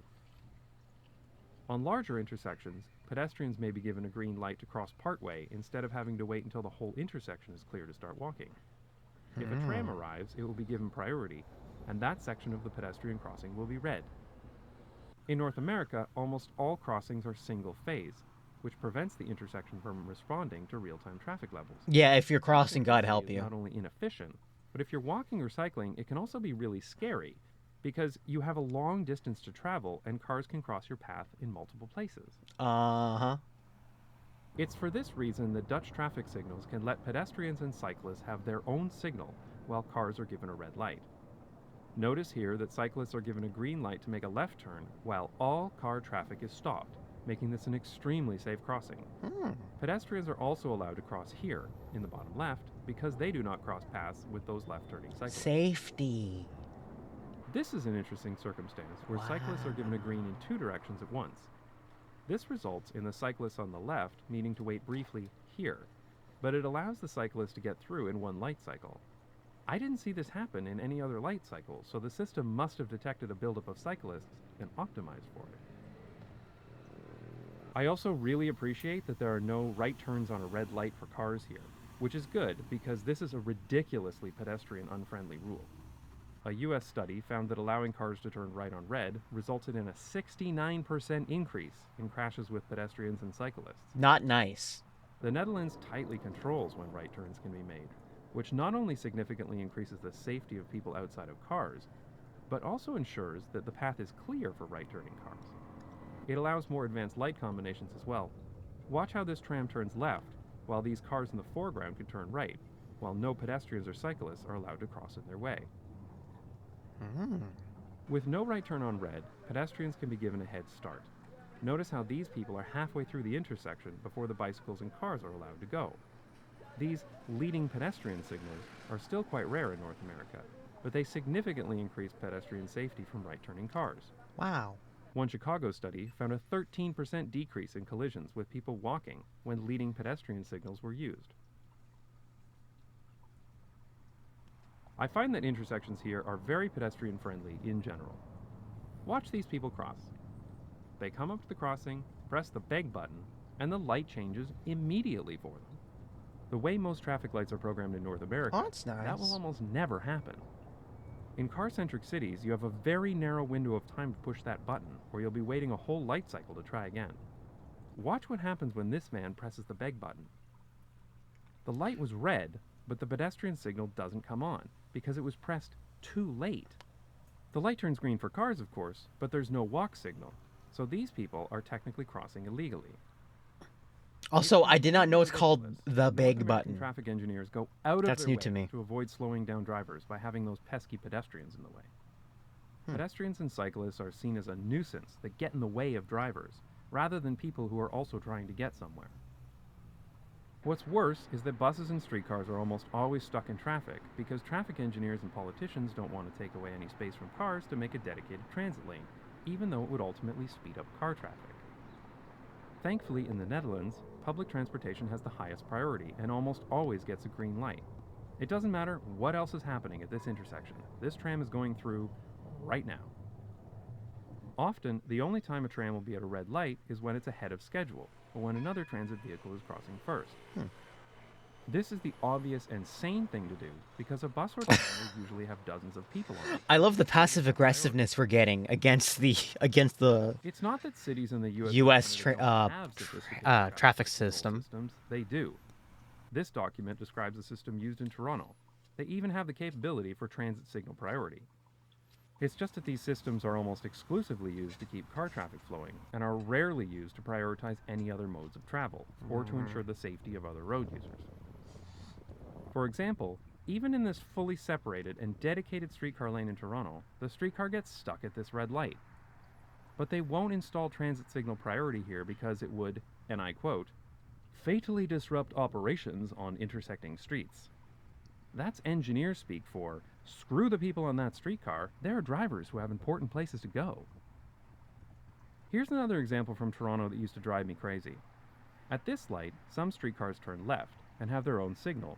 Of course, being Canada, it's not a priority signal, but that's not the most infuriating part. Oh, this is hell. What in the world? Oh. Pedestrians to cross the street in front of the streetcar. What? They block the walk signal here. But because these traffic lights are stupid, it also blocks the walk signal here, where there aren't even any tracks, because the two pedestrian signals are linked. They do, of course, give drivers a green light here, because drivers are super important people who have super important places to go, but pedestrians are left literally standing in the cold, waiting, for no good reason. And this is why I'd rather just cross and take the risk. This should never happen. Maybe. Be safe. Don't do what I do. There are so many other interesting traffic light combinations in the Netherlands, such as intersections where cyclists get a green signal in all directions, or even traffic signals that prioritize bicycles when it's raining. But I think I'll save those topics for the next time I visit Groningen. This looks so nice. I don't know of any intersections in the Netherlands that use a pedestrian scramble like you'll see in cities like London, but I have a feeling that when pedestrian volumes become that high in Dutch cities, the whole area will become pedestrianized instead, which is better for people walking anyway.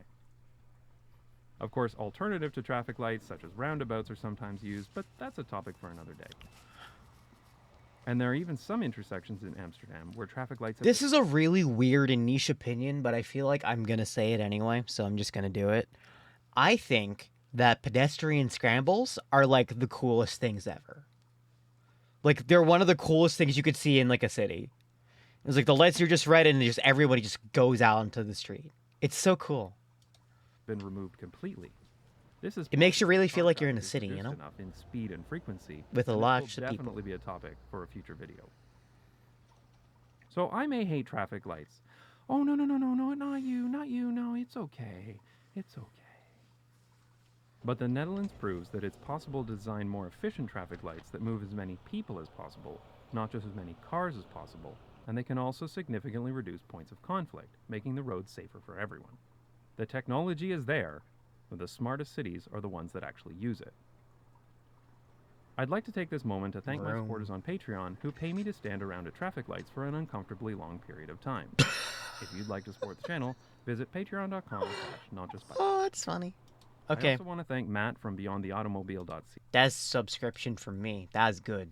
That was good content. I like that. All right, let me see the last video we can squeeze in here. Because I think we're at the end.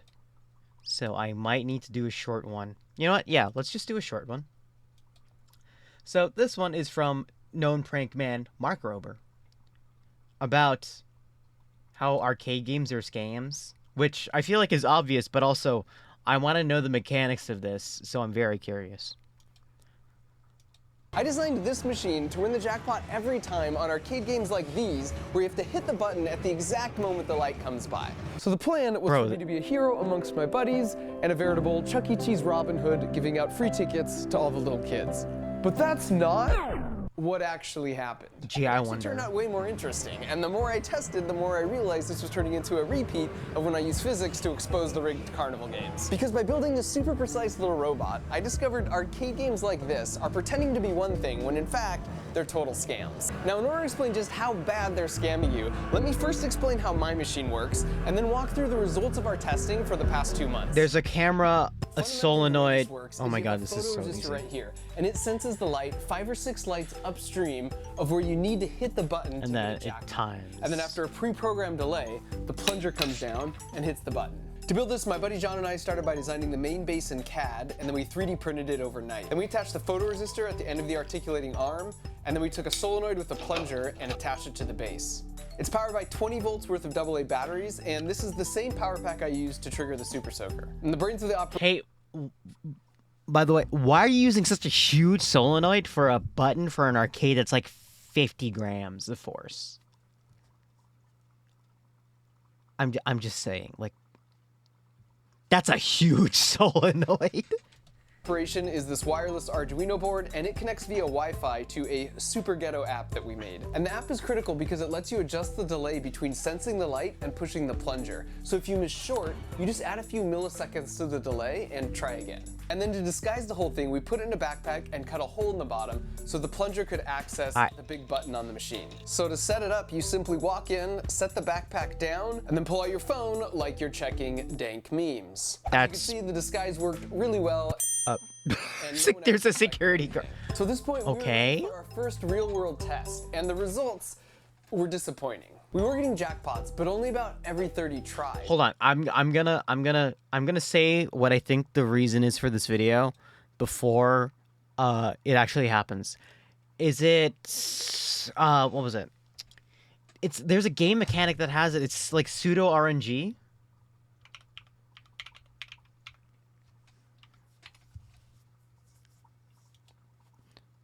Yeah, pseudo random distribution.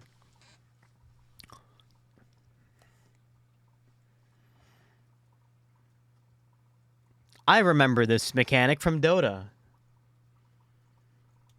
And what was so frustrating is we got the timing dialed in so well, we would miss short by one light and then not adjust the timing at all. And then on the very next run, we would miss long by one light. So for 30 attempts, without changing anything, about half were missing one light short and the other half were missing one light long. So this could mean only one of two things. Either we had some errors in our machine that was introducing some variability. No, it's not. There was something shady going on with the game itself. Yeah. And troubleshooting because things don't go as planned is incredibly common when doing any engineering task. So to fix it, you have to systematically do some detective work to figure out where the error is coming from. In the last interview Carl Sagan ever gave, he said, "Science is more than a body of knowledge. It's a way of thinking." So here was our thought process. I knew if I could prove that my machine was super precise, then the only reason we weren't getting a jackpot would be because the game was rigged. So I needed to start by looking at any potential sources of variability error in my machine. There were only Homie, there is no source. There's not sources of variability. The photoresistor does not have a lag time. The Arduino has the processing speed for an Arduino to recognize that signal change is so fast that it's faster than human reaction time, so it's not even worth thinking about. And then the signal for the solenoid is a static value because it will take that much time for a solenoid to trigger when the code is given. Everything's static. There is no reason why that machine won't work every single time you do it. Unless there's something incredibly wrong with your programming. And then at that point, how in the world did you mess up a photoresistor and a solenoid? Maybe it's because you're running a web interface over it, but at the same time, that's only for settings, and it's not going to do that every single time. only three. So it could be the photoresistor, the solenoid, or the Arduino. Guess what? I just explained every single one. One external source we considered, and that was light pollution from all the flashing lights in the arcade, could mean the input to the light sensor was too noisy and therefore not repeatable. No. If you shoved the thing against the glass, it would have been fine. Alternatively, just cup your hands around. Actually, wait. What are you talking about? You had it covered with a backpack. You had the entire machine covered up with a backpack. That already negates all the light pollution from everywhere else. It's going to find the brightest signal, which is where the light is going to be, and then trigger it. Now there's a trick when it comes to troubleshooting where you test several potential error sources at the same time. And if I can get really precise results within this loop, then I know that none of those components are the source of the error, without having to take time to test each individually. So to test all three of these at once, we made a simple app that flashed a white screen and started a stopwatch at the exact same time. And then we set the trigger for exactly 1 second later. And sure enough, we were getting results with 1 millisecond precision. We also repeated the test with an incandescent bulb just like the game and got the same super accurate results. Now to appreciate that 1 millisecond of precision, one flap of a hummingbird wing takes 12 milliseconds. That's not a great one. Hold on.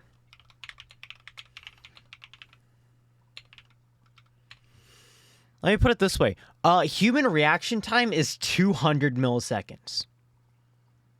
About. Actually, yeah, no, it's like 100, not 200. It's like 100 milliseconds or less. So 1 millisecond is superhuman reaction time. So 1 millisecond is literally this long. If you pull out your phone and try and get the stopwatch to land on 4.00 seconds, that's really hard, and this is just to 2 decimal places. I had some friends of mine. That's not necessarily even true because depending on your phone's frame rate, it will actively skip frames because it has to draw it. So you'll never really get that unless you, like, are really insane. Mine use a timer app that went out to 3 decimal places, which is milliseconds, and then I challenged them to land exactly on 4 seconds. And in 100 tries, these mere humans, with their pitiful non-machine reaction times, were only able to do it once. Whereas my robot can do it pretty much every time. So there's definitely no error coming from the hardware components, but maybe the sensor is being told to trip at different times because there's so many additional flashing lights in an arcade. And to investigate that, we looked at the signal data from the sensor, which looked really noisy and low like this, until you see a spike in intensity every time the light would come around, which is when the delay countdown would start. Because we had such a narrow field of view on the sensor, when we compared the time between each of the peaks, it was also precise down to the millisecond. So light pollution wasn't the issue either. With this in mind, I headed to a different arcade with some family friends Who would have thought? to see if things would be any different. And we did win a few jackpots.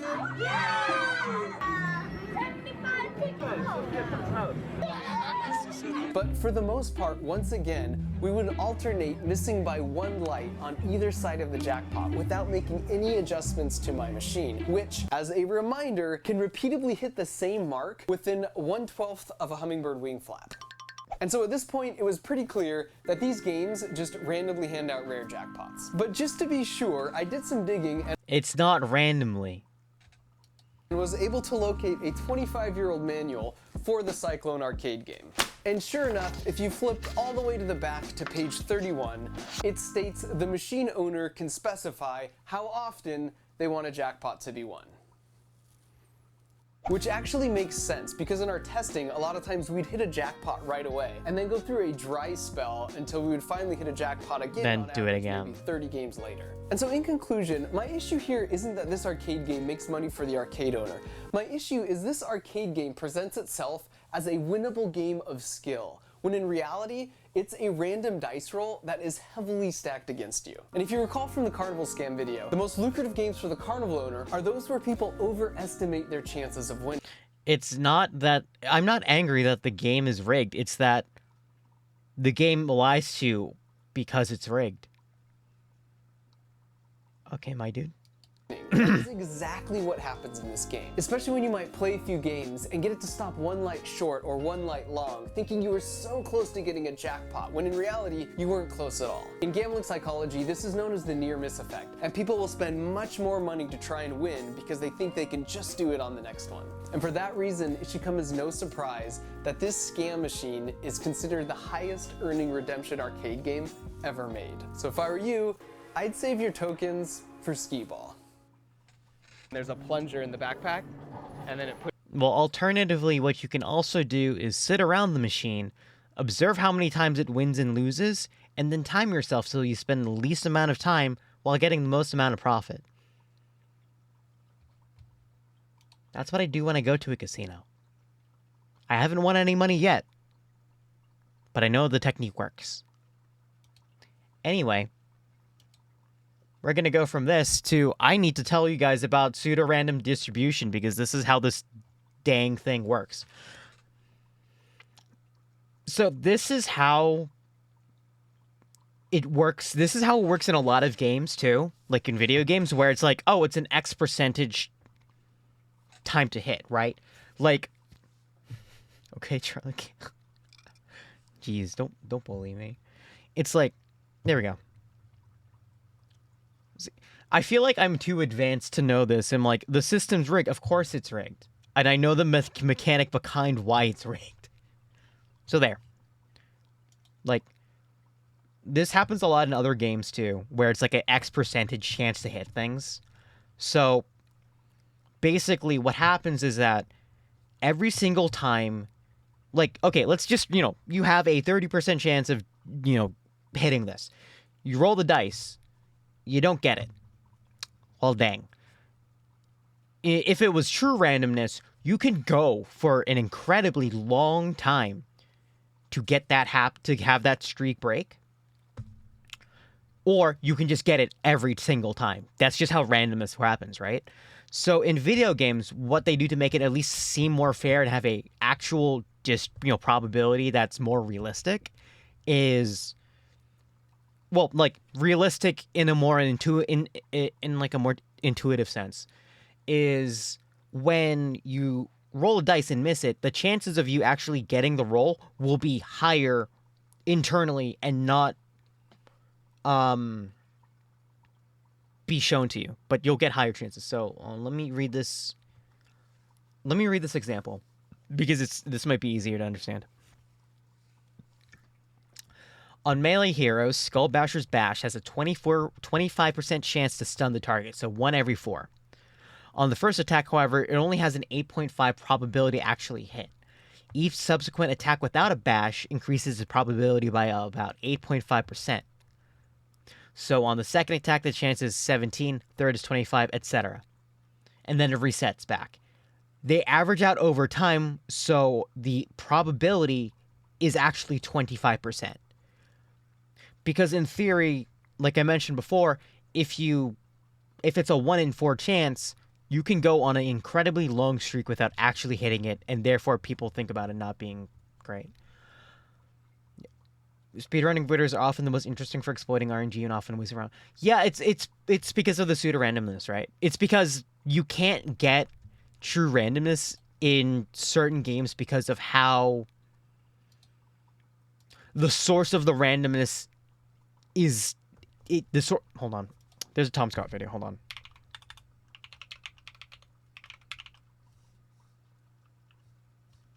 There's a Tom Scott video about this. We're watching it.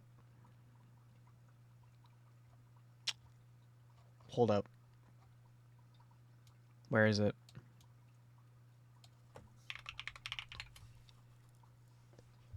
Wow, there's a lot of radiation videos. Hold on. Oh, wait. Is it this one?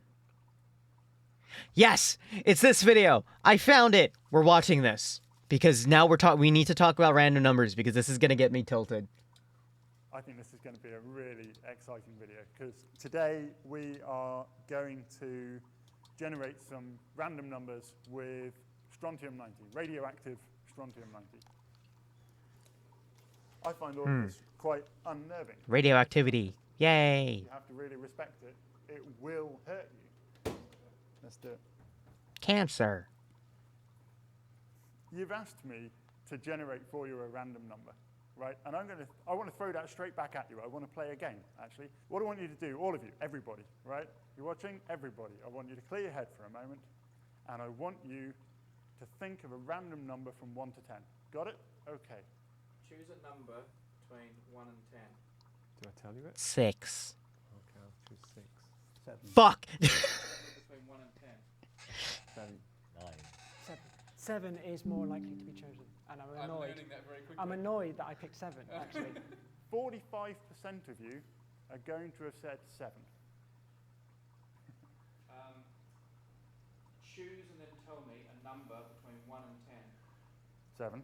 10. Everybody says 7. Obviously, you're not going to choose 1 or 10 because that's not very random, right?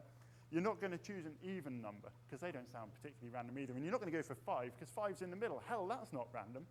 So you probably want a prime number, so 9's out. 3's too small. 3's like you're not trying. You haven't worked hard enough to get to it. So what you're left with 7. So everybody chooses 7. So is there something innately random about the number 7? No, of course not. That's ridiculous. There's nothing Lol, random so about random. number, right? If I said to you, pick a random number and you said 5, how do I know that's random? If I asked you to do it again and you came out with 5 again and again and again, clearly that's not a random number. The property that makes a number random isn't in the number itself, but it's in the sequence of numbers. Right? Any individual number isn't random. 1. Is the number 1 random? It entirely depends on the context, right? Just 1 on its own, there's nothing random about that. But if I have 1, 5, 2, 8, 7, 4, is 1 random? Yes, 1 is a random part of that sequence. Or at least it's as random as the human mind can make it, which, as we've just seen from our little game, isn't particularly random at all. As a scientist, right, I model gases. And as a part of modeling gases, I need to give them a random kick to get them started so that I don't model an identical gas every time. I can't go through and give each molecule a random value from my own mind. I use a computer to choose my random numbers. Brr. And it's spectacularly bad at doing that. There's no chance of getting a computer to generate a completely random sequence. Fuzz. It's not a random machine. We have to generate a sequence of numbers which look and feel random to us, right? But they're not random. If we look closely enough, we're always going to find patterns. So the easiest way to go about doing this, can I write this down? Let me write this down for you. Typically, the way that a computer engineer is going to go about generating a sequence of random numbers for you is to think of a number. The right? time. We'll just call that number x0, our first number in the sequence, or our 0th number in the sequence. And we're going to multiply that number by something big, something that feels random, okay? And we're going to call that, rather unimpressively, A. Typically, it's going to be something of the order of tens of thousands. At this point, there's absolutely nothing random about this whatsoever. Then we're going to take another big prime number in the tens of thousands, and we're going to add it on, and with a spectacular lack of imagination, C. Okay, close enough. Not random. I know it's not random. The next step is probably the only complicated bit. Divide. I'm going to take the number that we've just got, and I'm going to do a modulus, which we normally I was close. Just being a percent sign. I was close. He said division. He said modulus. I said division. They're basically the same thing. For example, to use m of 8, A. if I do a cyclic division of 64 divided by 8, I get 0. 0. If I use 66 divided by 8, I'm going to get 2. It's the remainder of that division. So you make this big... I know what a modulus is. Do that process to it using this number. Correct. So you must still get the same number every time. You still get the same number absolutely every time. And the answer, right, we're going to need an equal sign in here. What we get out of here is the next number in a sequence, x1. And then I'm going to take x1 and I'm going to feed it back in, and we're going to use that to generate x2. And then I'm going to feed that back in and generate x3. So I get a sequence of numbers that feel like they might be random. But if I were to start with x of 0, then I'm always going to get an identical sequence. So if I'm going to write a piece of software where I want a random sequence, I need the This is called a seed, everybody. A seed. value of x0 to be different every time. You know, if I kick my computer off again, I need it to be in a different state to start with. And I mean, the most obvious way of doing that, and the way I do that, is I simply use the time. I swear, I have not seen this video in years. I'm not just saying these. And then I'm going to feed that into x0, and then x1's different, x2's different, x3's different. But, and this is the important thing, because this is a cyclic division, it's going to eventually repeat. And depending on which numbers you choose for A and B and M, it'll repeat sooner rather than later. You're going to get cyclic patterns in your random numbers. We don't call these random numbers. We call these pseudo-random numbers because they're kind of random. Don random C generated quantum level of the Big Bang, so every universe would have different so ideas. Technically, you are correct, because assuming the Big Bang, well, like, it's all down to random C generated quantum level of the Big Bang. Basically, yeah, when the Big Bang happened, all those vectors came out of, you know, all that material came out in certain vectors, whatever that randomness may be, and through the laws of gravity and attraction made the planets, made elements, made all that jazz, and yeah.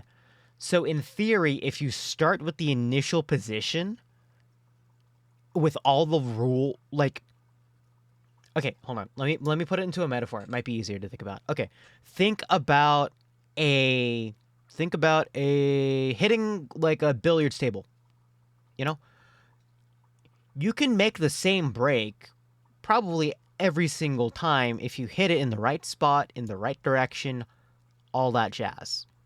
So in theory, yes. However, the amount of minutia in that initial instance to break those billiard balls is so complicated that you probably won't get a similar sequence. We are diving into like quantum mechanics and just particles doing shit because they just wanted to and it was a Friday. So like just kind of when you start thinking about it, you're just going like, and your brain falls out of your head. You know? Anyway, actually, I think we're done with this part because basically the randomness is going to be the actual randomness generated from the strontium. But yeah, you get what I'm saying. Anyway. Oh, one last thing I actually wanted to mention because I thought it was fun. The first time I interacted with the concept of pseudo-random numbers was in TF2. Watch this. Because TF2 has a random crit system.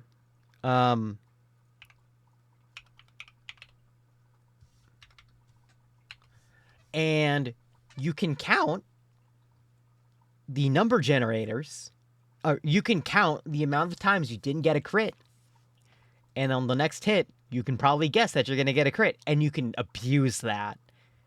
And just send rockets every single time. You don't necessarily need... Like, you won't necessarily, like, rig it every single time. But you can abuse it to your advantage. Which was really kind of fun. And also, that's why they turned off random crits.